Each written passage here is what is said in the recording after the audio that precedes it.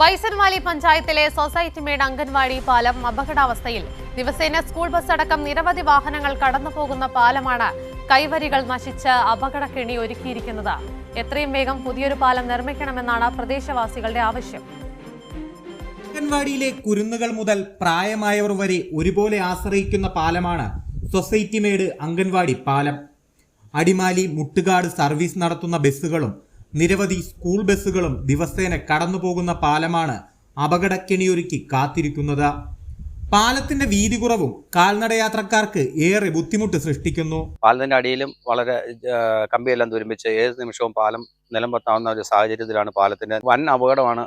എന്തുകൊണ്ടെന്നാൽ നിരവധി സ്കൂൾ വണ്ടികൾ, ലോഡ് ഭാരവണ്ടികൾ, അങ്ങനെയുള്ള നിരവധി വാഹനങ്ങൾ ഓടുന്നതാണ്. അത് ഒരു 10 വണ്ടിയോളം സ്കൂൾ ബസ്സുകൾ ഇതിൽ പോകുന്നതാണ്. അപ്പോൾ ചെറിയ കുട്ടികളെ അടക്കമുള്ള ആളുകൾ യാത്ര ചെയ്യുന്ന പാലത്തിന്റെ കൈവരികൾ ഒടിഞ്ഞുപോയതിനാൽ വാഹനങ്ങൾ വരുമ്പോൾ കാൽനടയാത്രക്കാർക്ക് ഏറെ ബുദ്ധിമുട്ടാണ്.